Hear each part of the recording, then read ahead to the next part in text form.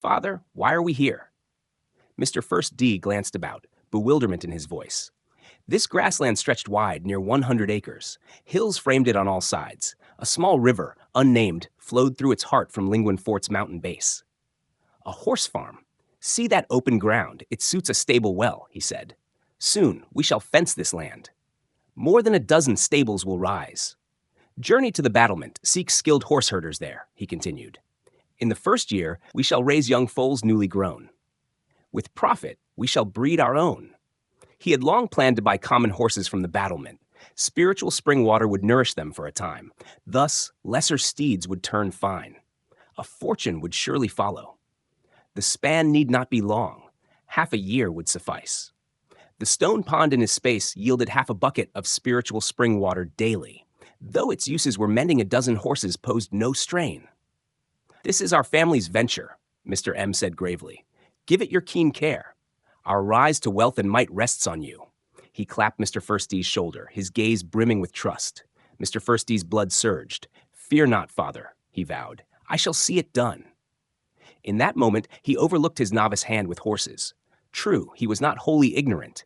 He had tended his own warhorse these past 6 months, yet he paled beside seasoned herders. Mr. M surveyed the grassland once more. Then he made his way back to Ying Fort. Yet no sooner had he arrived than Sean Lucas appeared. Sir M, I hear charcoal may be crafted in the garrison, he began softly. What terms do you set for this trade? All charcoal is yours to sell, Mr. M replied. You shall claim 20% of the price. He had weighed this well. Charcoal bore scant material cost. Labor bore the burden. Thus, he split the gain threefold. The workers crafting it took 50%. The government office claimed 30%. Sean Lucas received 20%. The office's share was not for Mr. M's pocket. He meant it for his officials' benefit. Mr. M forbade corruption among them, yet he granted this as a rightful bonus. My thanks for your kindness, Sean Lucas smiled broadly. Though 20% seemed modest, it pleased him. Charcoal was no common craft. Few knew its making. Fewer still could harvest wood freely. Common folk might gather twigs or sell firewood in town, yet felling trees in bulk, they dared not. Twigs raised no fuss, but vast logging drew endless demands for shares. Mr. M wielded Yinghe Fort's place and power. His command over military households made it possible. Why did other garrisons shun this? Simple. Their officers cared little for the household's lot. Charcoal's profit, though steady, was slim. Greedy officials spurned such toil. They'd rather seize fertile fields or pad empty rolls. For Sean Lucas, though, this was a fine venture. Moreover, Mr. M had aided him once. Profit or no, he'd lend his hand. I cannot bid you toil for naught, Mr. M said lightly. Favors alone could not bind forever. Lean on them too long, and they'd fray. Resentment would follow. Better to deal in fair terms. Mr. M valued Sean Lucas's good heart. Thus, he sought deeper ties and trade. Thereafter, Mr. M spoke with Sean Lucas of the battlement's affairs. The battlement brimmed with life of late. New officials had stirred great changes since their arrival. Governor Duncan Livingston and Marcus Titus Lewis took bold strides. They reshaped the town's 5 flag battalions. They surveyed key posts with care. War horses and armor flowed anew. Grain and fodder changed hands briskly. One grand move followed another. In mere 2 months, they breathed vigor into Heavy Mountain Pass. For over 10 years, it had waned. Now it stirred anew. Mr. M deemed this most welcome. The war horses and armor Vigo Taurus delivered bore the governor's seal. Janning Guard received them in kind. By afternoon, Sean Lucas departed with 2 carts of charcoal. Mr. First D and Mr. Third D rode with him. They sought the battlement to acquaint Mr. First D with its ways. They aimed to buy foals for the D family's horse farm. Upon return, they led 10 horses, unimpressive to the eye. Mr. M had bade them choose not fine steeds, but poor ones. These 10 stood gaunt, their frames thin. No fault of hunger caused this. Congenital flaws or sickness marred them. Unfit for war, they served only as pack beasts. Their price dipped low as a result. Each cost near 20 taels of silver. 10 drained Mr. M's scant reserves. The horses arrived, yet the farm stood unbuilt. For now, they rested in the garrison's care. Mr. M bent public means to private ends. He tasked old Lee with their tending. In secret, he would prepare their feed himself. Early October arrived. Winston Lane and Hugo Lane reached Ying Fort. They came with the Lane family's caravan. Second Master Lane joined them, an unexpected guest. Mr. M found this both startling and curious. Second Master Lane, what brings you here? None visit without cause. Though the Lane family and D family had grown close of late, their meetings were rare. Master M surely knows our Lane family holds many farms, he began. Mr. M nodded. This year, Heavy Mountain Town's grain yields have dwindled, Second Master Lane continued calmly. We aim to send all our stores to Heavy Mountain Pass. The Lane family stood as grand landlords in Anning County. How vast their fields sprawled, Mr. M could not precisely say. Tens of thousands of hectares might stretch the truth. Yet, over 1,000 hectares of fertile land they surely claimed. Their holdings spanned beyond Anning County alone. So much land meant a mountain of grain. The Lane family stood poised to reap wealth. The D family, by contrast, tilled a mere 100 acres. Beside the Lane family, envy tugged at Mr. Wright M's heart. Yet he swiftly cast it aside. I ask Lord M to present us to General Lucy Clerk, Second Master Lane replied. Realization dawned on Mr. M. This was for Lucy Clerk. This grain would not come free, yet they could offer it to Lucy Clerk at a modest price. Profit was not their aim. They sought Lucy Clerk's goodwill. Heavy Mountain Town starved for food now. Lucy Clerk, too, must feel the lack. This poses no hardship, Mr. M said after a moment's thought. If Second Master Lane hastens, we may ride to Jianing Guard at once. He knew Lucy Clerk fretted over grain of late. The Lane family's aid arrived at a dire hour. The Lane family had aided him often in small ways. Those kindnesses bound him to repay. Then I trouble you, Lord M. Second Master Lane's smile warmed further. What brings you here? Surprise tinged Lucy Clerk's voice at Mr. M's presence. She knew well his recent labors. Garrison repairs, soldier drills, charcoal burning, none escaped her notice. General, this is Second Master Lane of the Lane family in Anning County. Second Master Lane bowed swiftly. General, the Lane family bears grain. At the mention of grain, Lucy Clerk's eyes sparked. Name your price. 10,000 Dan, 4 taels and 3 cents per Dan, Second Master Lane stated. Lucy Clerk's smile bloomed wide and bright. I'll take it all. This price, balanced and fair, bore favor's grace. What Mr. M discerned, Lucy Clerk grasped too. I'll note this kindness from your Lane family, she said, still smiling. Come to me in need, so long as it shames me not. As Second Master Lane parted from Jianing Guard, he pressed a stack of silver notes into Mr. M's hand. A mere introduction had netted him 2,000 taels. This was no graft or bribe. Without a guide, Second Master Lane might never have reached her. Mr. M's gains stretched beyond the silver. After bidding Second Master Lane farewell, he sought Lucy Clerk once more. You've done well this time. When the grain arrives, I'll grant you 500 Dan, Lucy Clerk declared. He had secured much grain from D-Clan Village. Yet in these times, who spurned more? Moreover, I've a band of souls here, Lucy Clerk added. Take them with you. Mr. M started. What manner of folk?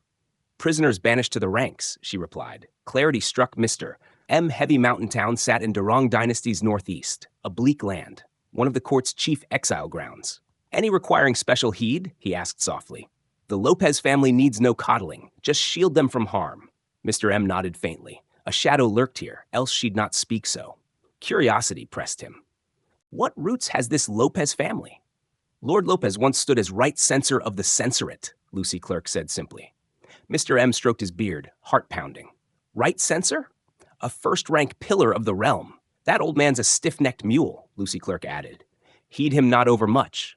Mr. M nodded swiftly. I shall tend the Lopez family well, he vowed. Lucy Clerk gazed at Mr. M with quiet approval. She had promised a group, and a group it was. Over 500 souls stood before them, all exiles cast from crime. Among them, the Lopez family numbered more than 30. Pablo Lopez, once right censor of the Metropolitan Procuratorate, neared 60 years. 6 sons, 3 daughters, 8 grandchildren swelled his clan.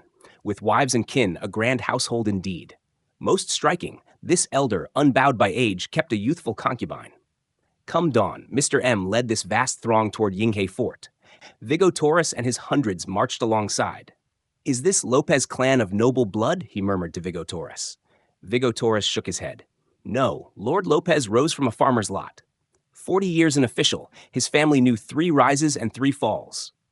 Mr. M peered at the old man caged before him. 3 rises, 3 falls? This elder wielded rare metal, a veteran of 3 reigns, no less. Now stood the 24th year of peace calendar. Before it reigned Emperor Bed. Before him, Tianhe held sway, a true titan across 3 eras, 3 cycles of ascent and ruin. Once might be fortune's whim, yet to fall and rise thrice bespoke no mere chance. What brought Lord Lopez so low? Mr. M pressed, voice hushed. Vigo Torres glanced about, then leaned close. 4 months passed, he spoke boldly in court. His words roused His Majesty's wrath. What did he dare say? Mr. M's curiosity burned. Vigo Torres faltered, then whispered faint. He deemed His Majesty old and unfit. Astonishing! A lion of a man. To brand the Emperor aged and feeble before the court, that His Majesty spared his neck spoke of rare restraint. 4 hours they marched, reaching Yinghe Fort by dusk. Come morn, he summoned Theodore D. and Herman D. Settle these folk in Sanshan Fort and Xiangyuan Fort, he directed. Leave only the Lopez family here. Few exiles dared bolt. To Mr. M, they were free hands. Unlike military households, they claimed no land, no wage. Feed them, and they served. Towers and beacons awaited repair. These souls would spare him coin. With the exiles sorted, Mr. M turned to Winston Lane and Hugo Lane. In his study, the brothers faced him. Excitement and nerves danced in their eyes. Winston, Mr. M began, seek Mr. 3rd D later. Take the account books from him. You'll helm the account office henceforth. Hugo, seek old Lee, Mr. M directed. Take charge of the needlework and charcoal workshops from him. With the Lane brothers tasked, Mr. M summoned Mr. 1st D. He pressed 200 taels of silver into his hands. Hasten the horse farm's rise, he urged. Coin in hand steadied the heart. Second Master Lane's 2,000 taels fell as timely rain. Has Lord Lopez voiced discontent? He questioned Mr. 3rd D. None, Mr. 3rd D replied. Let us meet this Lord Pablo Lopez, he resolved. There sat Pablo Lopez on the hall's threshold.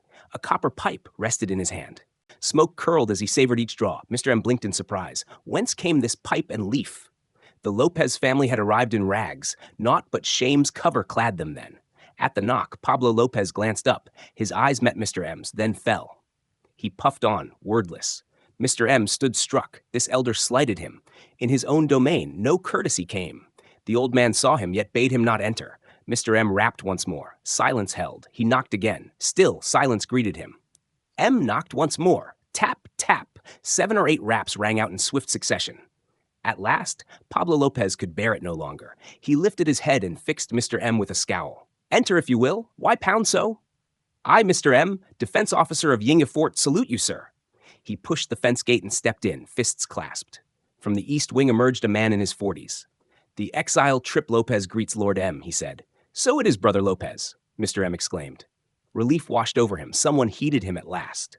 The dour elder Pablo Lopez faded from his care. Has Lord M a charge for me? Trip Lopez asked, softening his tone.